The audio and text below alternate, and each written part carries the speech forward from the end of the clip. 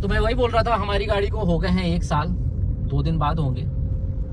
तो मैंने सोचा क्यों ना एक वीडियो बनाऊं गाड़ी का, जिसमें मैं इसका रिव्यू, ऐसे मैं पूरा आपको बोर नहीं करूंगा एक छोटी छोटी बात बताने में। इसकी कॉमन गाड़ी है बलिनो, ऐसा है नहीं कि कुछ इसका मैं आपको बताऊं दिखाऊं। बट क्या करूंगा मैं इसमें, इसके कुछ 3 पॉजिटिव्स और 3 नेगेटिव्स मैं आपको इसके रिव्यू में बताऊंगा, इस व्लॉग में बताऊंगा। और ऐसा नहीं है कि मेरी गाड़ी है करके मैं उसकी कुछ कमियां छुपाऊं या ऐसा कुछ करूं। मेरा सच बोलूं तो मेरे पापा की कंपनी की गाड़ी नहीं है कि मैं इसकी बुराइयां ना करूं। जो मुझे बुरा लगता है वो मैं सीधा बोलूंगा। तो ठीक है, चलिए। और बाकी मैंने इसकी फर्स्ट सर्विस भी कर ली है, जो 10,000 किलोमीटर वाली होती है। टोटल 9,816 किलोमीटर चली है गाड़ी अभी। पहले के 6 महीने में तो कुछ नहीं चली थी, लास्ट 6 महीने से बहुत चली है। जब से मैं लखनऊ लेके गया उसके बाद से गाड़ी बहुत चल रही है। तो 10,000 किलोमीटर की सर्विस भी हुई है, उसमें भी क्या हुआ, कैसा बिल रहा, वो सारी चीज़ें भी आपको बता दूंगा। स्टार्ट करते हैं रिव्यू से। तो सबसे पहले मैं पॉजिटिव चीज़ों को कवर करूंगा। तो जो सबसे पहली, सबसे बड़ी इम्पॉर्टेंट पॉजिटिव चीज़ है जिसके वजह से मेजरली मैंने इस गाड़ी को लिया भी था, वो ये है, इसका मारुति सुजुकी होना ही इसका सबसे बड़ा पॉजिटिव है। अब इसके अंदर देखिए बहुत चीज़ें मैं बोल सकता हूँ कि बहुत चीज़ें आ जाती हैं कि एक तो ट्रस्ट, रिलायबिलिटी आता है। अगर मारुति सुजुकी का, बलेनो नहीं, मैं कोई भी कार आप बोलो, आप साल 1.5 साल में सर्विस करो, 15, 16 साल, 17 साल कुछ नहीं होता गाड़ियों को, बिल्कुल स्मूथ चलेंगी। कोई भी छोटे मोटे काम निकालना, मेंटेनेंस निकालना, एक्स्ट्रा खर्चे निकालना, ये सारी चीज़ें नहीं दिखती हैं। इसके बाद सबसे बड़ा सर्विस नेटवर्क मारुति का है, स्पेयर पार्ट्स अवेलेबिलिटी उनका, मारुति सुजुकी जेन्युइन एक्सेसरीज करके स्टोर भी है, वेबसाइट भी है। लोकल मैकेनिक के पास कहीं भी स्पेयर पार्ट्स मिल जाएंगे, सस्ते मिल जाएंगे। ट्रस्ट, रिलायबिलिटी है, रीसेल वैल्यू वगैरह सब अच्छी है। तो ये सबसे बड़ा प्लस पॉइंट है मारुति सुजुकी का। चाहे आप गांव में रहो, सिटी में रहो, कहीं रिमोट लोकेशन में रहो, आपको कोई लोकल मैकेनिक भी कोई ख़राबी आई तो भी ठीक कर देगा। तो सबसे बड़ा पॉजिटिव पॉइंट पहला यही मैं बता रहा हूँ आपको। तो यहाँ पे जो सेकंड पॉजिटिव, जो सबसे इम्पोर्टेंट मुझे लगता है, सबसे अच्छा लगता है इस गाड़ी का, वो है इस गाड़ी का इंजन। अब कैसा है कि इस पूरे सेगमेंट में अगर आप देखोगे तो ये इंजन सबसे बेस्ट लगता है इन एवरी वे। मतलब चाहे आप माइलेज की बात कर लो, जैसे अभी तो इथेनॉल ब्लेंडिंग वगैरह हो रही है 20%, तो बट स्टिल अभी भी 20, 21, 22 तक का फ्यूल इकोनॉमी आपको दे देगी अच्छे हाईवे एक्सप्रेस वे पे। पहले तो 23, 24 दे देती थी जब ये इथेनॉल ब्लेंडिंग का वगैरह इतना नहीं था। और उसके बाद चाहे आप परफॉर्मेंस की बात करोगे, इस गाड़ी को मैं जैसे 10,000 किलोमीटर चला चुका हूँ। आपने पता नहीं पुराना वीडियो देखा, व्लॉग देखा कि नहीं मेरा, जिसमें मैं इसको पूरा लखनऊ लेके गया, लखनऊ से वापस पुणे आया, वाया उज्जैन वगैरह, हर तरह की सड़कों पे इस गाड़ी को चलाया मैंने। घाट सेक्शन हुए, ख़राब सड़कें, हाईवे, एक्सप्रेसवे, बारिश, हर जगह कहीं भी मुझे आज तक इस गाड़ी को ऐसा नहीं लगा कि इंजन अंडर पावर्ड है। मुझे अच्छी खासी पावर लगी। 4 लोग बैठा के मैंने तामिनी घाट, जो पुणे से दिवेगर जाने का रास्ता है, तामिनी घाट पड़ता है, अच्छा खासा स्टीप चढ़ाई है वहाँ पे। मुझे याद है हम 4-5 फैमिली मेम्बर गए थे, गाड़ी में भी सामान था। एक बार भी मुझे नहीं लगा कि गाड़ी चढ़ नहीं रही है या एफर्ट ज़्यादा मांग रही है। उसके बाद आप देखोगे नॉइज़ वाइब्रेशन भी नहीं है इंजन में, बिल्कुल स्मूथ इंजन है। मतलब स्टार्ट अगर मैं कर दूँ तो शायद वीडियो में आपको इतनी आवाज़ भी ना आए इस टाइम पे। स्टार्ट होने वाली तो आती है, बट उसके बाद आपको, अगर मैं यहाँ एसी ऑफ कर दूँ तो आपको इंजन की कितनी आवाज़ आ रही होगी, नहीं आती है। तो ये चीज़ें, इंजन जो है बहुत अच्छा है, चाहे वो नॉइज़ वाइब्रेशन हो, माइलेज हो, परफॉर्मेंस हो, हर वे में अच्छा इंजन है। रिलायबल तो ऑब्वियसली है ही। 1.2 लीटर का 4 सिलेंडर इंजन आता है जो मारुति बहुत पहले से यूज़ कर रहा है। और इसके साथ मैं एक और चीज़ ऐड करना चाहूँगा कि स्टीयरिंग रिस्पॉन्स और गियर बॉक्स भी ठीक है। गियर बॉक्स का मैं बताता हूँ, पहले CVT आया करता था, ऑब्वियसली वो बेटर था।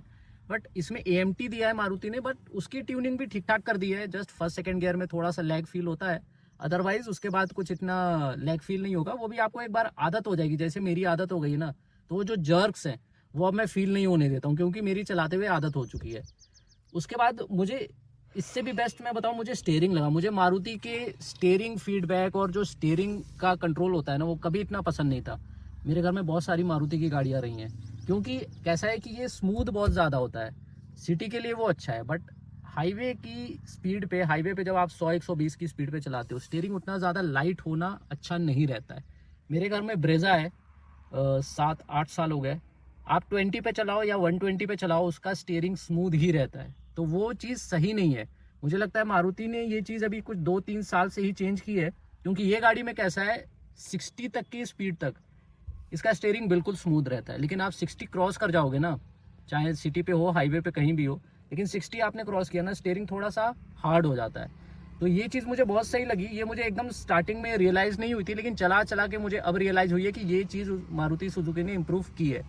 मुझे ऐसा लगता है सिर्फ बलेनो नहीं, अपनी हर कार में की होगी शायद, या मोस्ट ऑफ द कार में की होगी, बट ये चीज़ मुझे बहुत अच्छा लगा। स्टीयरिंग रिस्पॉन्स, एक्यूरेसी भी मारुति ने मुझे लगता है इम्प्रूव की है, क्योंकि इसका स्टीयरिंग फीडबैक मुझे काफ़ी अच्छा लगता है। तो इंजन, स्टीयरिंग, गियर बॉक्स, ये मुझे जो सेकंड पॉजिटिव है उसमें मैं कवर कर रहा हूँ। स्पेशली इंजन तो बहुत अच्छा है इन एवरी वे। तो अब यहाँ पे जो तीसरा पॉजिटिव मैं बताऊंगा वो है कि ये गाड़ी ओवरऑल बहुत ज़्यादा प्रैक्टिकल है। मतलब एर्गोनॉमिकली देखो आप या फिर प्रैक्टिकलिटी वाइज देखो तो कोई भी चीज़ ऐसे गलत नहीं लगती गाड़ी में। मतलब स्टोरेज स्पेस वगैरह हो गए, हर डोर में आप एक 4 बॉटल्स ईजिली कर सकते हैं। यहाँ पे स्टोरेज मिल जाता है आपको, यहाँ पे एक ए टाइप का सॉकेट मिल जाता है चार्जिंग के लिए। यहाँ पीछे एसी वेंट है, एसी वेंट के नीचे 2 सी टाइप चार्जिंग पोर्ट मिल जाते हैं। यहाँ पे भी एक सॉकेट है। ग्लव बॉक्स है, थोड़ा छोटा है बट स्टिल ठीक है, जो चीज़ें ग्लव बॉक्स में रखनी होती है उसके लिए इट्स इनफ। अंदर लाइट भी है उसके, जो कि अपने आप अंधेरा होने पे जलती है। फिर यहाँ पे आर्मरेस्ट मिल जाता है जो आगे पीछे स्लाइड कर सकते हो। उसके अंदर भी हल्की सी स्पेस है, वॉलेट, चार्जर वगैरह, आपका फ़ोन वगैरह रखने के लिए। और इसके बाद मैं बताऊँ तो गाड़ी बाहर से दिखने में चाहे बहुत बड़ी ना लगती हो, पर इसके अंदर 6 फुट तक के लोग मैंने देखा है कि इजीली बैठ जाते हैं, कोई प्रॉब्लम नहीं होती। मैंने लास्ट 1 साल में 2-3 बार इसमें 5, 11, 5, 10 के लोग बैठा के देखे हैं। ना तो उनका सर टच हुआ है, ना तो उनका एक होता है ना कि बाल रब करने लगा है, ऐसा कोई इशू नहीं हुआ है। 200-300 किलोमीटर की जर्नी किया है उन लोगों ने। उसके बाद आप देखोगे तो हेडरेस्ट आपको आगे या पीछे भी 3 हेडरेस्ट मिलते हैं और तीनों भी एडजस्टेबल मिल जाते हैं आपको।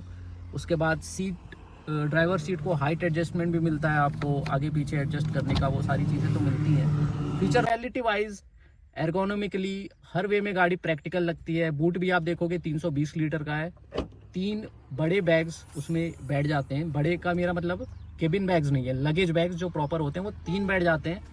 उसके अलावा 3 से 4 डफल बैग्स वगैरह भी आप आराम से रख सकते हो। तो बूट वगैरह भी स्पेस में अच्छा खासा है। लेग रूम भी सही बनता है, अगर एक 5, 10, 6 फुट से ऊपर का बंदा ना बैठे तो आगे पीछे आराम से बैठ सकते हैं। तो ये 3 पॉजिटिव्स थे जो मैंने अभी तक आपको वीडियो में बताए। अब निगेटिव की तरफ बढ़ते हैं।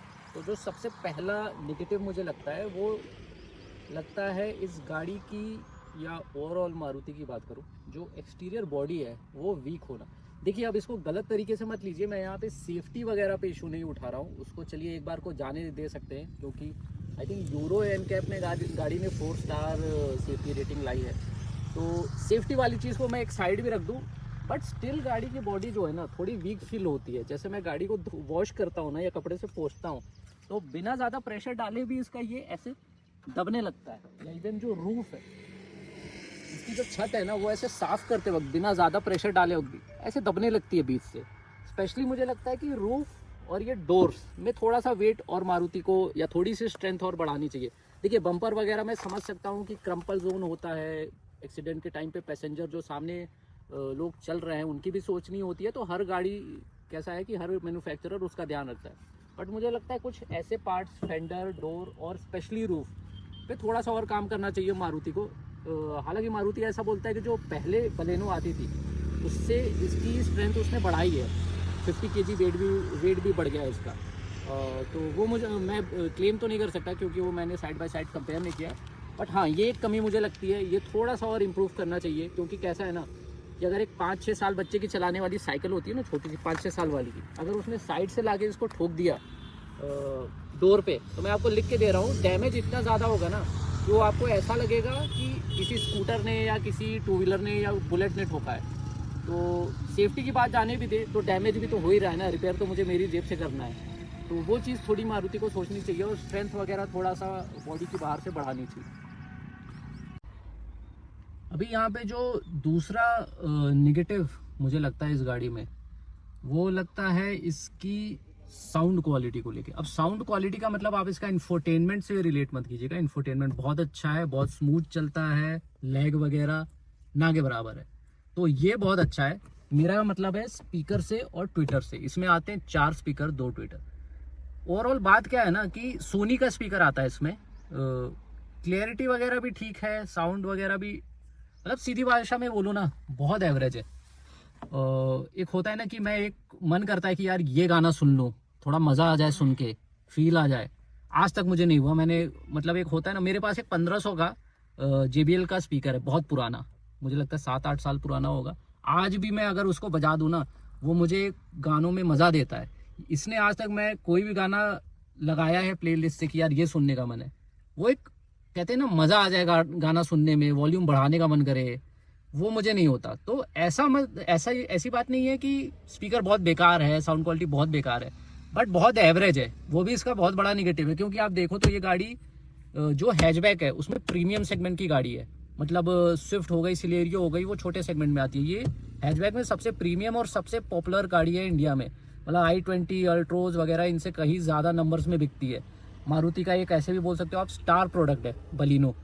तो मुझे लगता है यार एटलीस्ट इतना अच्छा प्रोडक्ट, इतना अच्छा सेलिंग प्रोडक्ट है आपका, तो उसमें तो आपको थोड़ा एटलीस्ट, मैं कह रहा हूँ बेस नहीं तो टॉप के 1-2 मॉडल में तो थोड़ा स्पीकर्स वगैरह अच्छे डालने चाहिए थे। जैसे अभी ग्रैंड विटारा में क्लैरियन वगैरह के देते हैं, तो मुझे इसमें भी लगता है क्लैरियन देना चाहिए एटलीस्ट नेक्स्ट फेसलिफ्ट जब भी बलेनो लाए, बलेनो का लाए मार। तो अभी जो तीसरा निगेटिव इस गाड़ी का है, एक्चुअल में बहुत बड़ा निगेटिव मैं नहीं बोल सकता, बट ठीक है, अब 3 निगेटिव भी बताने थे तो वो मैं बोलूँगा ग्राउंड क्लियरेंस। अब देखिए ऐसा नहीं है कि ग्राउंड क्लियरेंस बहुत कम है इस गाड़ी का, क्योंकि मैंने 10,000 चलाया है और जैसे मैंने बताया लॉन्ग ट्रिप वगैरह मैंने की है इस पर, लखनऊ तक ले जाना आना सब कुछ, एक से एक ख़राब सड़कों पे चलाया है। गांव में ऐसी रोड्स पे चलाया है मेरे ससुराल जाते वक्त जहाँ पे 100-200 मीटर रोड ही नहीं है, जहाँ पे ऐसे ऐसे गाड़ी हिल हिल की चलती है। मेरी वाइफ के थोड़े मज़े ले रहा हूँ मैं बुराई करके ससुराल की, पर मेरे बोलने का मतलब है मैंने इसे हर तरफ की सड़कों पे चलाया है। कहीं पे भी गाड़ी एक कहते हैं ना नीचे से लड़ जाना, वो नहीं हुआ है। तो ऐसा भी नहीं मैं बोलना चाह रहा हूँ कि ग्राउंड क्लियरेंस बहुत कम है, बहुत ख़राब है। हाँ, 1-2 जगह जिसे कहते हैं ना गाड़ी टच कर जाना, घसीट जाना, वो ज़रूर हुआ है 2-3 बार। तो मैं वही बोलना चाहूँगा कि मारुति सुजुकी अगर जस्ट इसका एक 3 से 4 mm का ग्राउंड क्लियरेंस और बढ़ा देगा ना, मुझे लगता है 4 mm, बस उसको थोड़ा बैलेंस करना पड़ेगा कि उसके वजह से ड्राइविंग डायनेमिक्स वगैरह पे फ़र्क ना पड़े, बट एक 4 mm और बढ़ा देगा ना, परफेक्ट गाड़ी है ये। सच बताऊं, अगर लुक्स को आप इग्नोर कर दो तो फ्रॉन्क्स का कोई मतलब नहीं बनता। जो लोग फ्रॉन्क्स सिर्फ बड़ी दिखने की वजह से लेते हैं वो एक अलग बात है, बट बहुत लोग लेते हैं क्योंकि ग्राउंड क्लियरेंस फ्रॉन्क्स का ज़्यादा है। बट अगर इसमें 5 mm का ग्राउंड क्लियरेंस और आया ना, तो आपको फ्रॉन्क्स लेने की ज़रूरत नहीं है। ये गाड़ी बिल्कुल सक्षम है, और एक 4-5 mm के ग्राउंड क्लियरेंस एक्स्ट्रा मिल जाए तो मेरे जो भी पॉजिटिव्स निगेटिव्स मुझे फील हुए इस गाड़ी के साथ मेरे एक्सपीरियंस में, वो मैंने आपको बता दिए। हो सकता है बाकी किसी का एक्सपीरियंस कुछ अलग होगा, ये मेरा खुद का पर्सनल एक्सपीरियंस था और मैं बिल्कुल पार्शियली, आपने देखा जो चीज़ मुझे जैसी लगी वो बताई। ऐसा नहीं है कि पार्शियलिटी की मेरी गाड़ी है तो मैं ऐसा ना बोलूँ ऐसा ना बोलूँ। मैंने आपको एक और चीज़ बोली थी कि फ़र्स्ट सर्विसिंग मैंने की है 10,000 किलोमीटर वाली, तो उसका भी मैं बताना चाहता हूँ कि उसमें हुआ क्या क्या है। एक तो इंजन ऑयल चेंज हुआ है और आपका जो ऑयल फ़िल्टर होता है वो चेंज हुआ है। Cabin filter, air filter just उन्होंने क्लीन किया है क्योंकि वो चेंज करने लायक जितना ख़राब नहीं हुआ था। ब्रेक क्लीनिंग हुई है, ऐसे करके चीज़ें हुई हैं और उसका टोटल बिल जो बना है वो बना है 4,500 रुपये। अब उसमें 200-300 रुपये इधर उधर के भी चार्जेस हैं, जो चाहता तो मैं हटवा देता। तो आप एक मान के चलो 4,000 से 4,300 तक आपका फर्स्ट जो बिल आएगा 10,000 किलोमीटर सर्विस वाला वो आएगा। और गाड़ी मुझे मिल गई एक 4 से 5 घंटे में सर्विस होके। तो फर्स्ट सर्विस का एक्सपीरियंस मेरा ठीक था, बस थोड़ा सा महंगा लगा मुझे क्योंकि 2100 रुपये का इंजन ऑयल था और उसके ऊपर 18% GST लेके वगैरह सब 2500 रुपये का पड़ा। बाहर आप कोई भी इंजन ऑयल देखोगे अच्छे से अच्छा तो आपको एक 1600-1700 में मिल जाता है। बट ठीक है, मुझे लगता है कि जब मैं मेजर सर्विस कराऊंगा जिसमें लेबर चार्ज वगैरह सारी चीज़ें लगेंगी, फ्री नहीं रहेगा ये सब, जैसे अभी तो लेबर चार्ज फ्री था, तो मुझे लगता है 6,500 से 7,000 रुपये इसकी सर्विस आराम से जाएगी। तो लोग जो बोलते हैं कि मारुति बहुत ज़्यादा सस्ता वगैरह है, वैसा भी अब नहीं रहा है, प्राइसेस उन्होंने भी थोड़े बढ़ाए हैं, बट हाँ अभी भी बाकी ब्रांड के मुकाबले तो ठीक है, थोड़ा अफोर्डेबल है।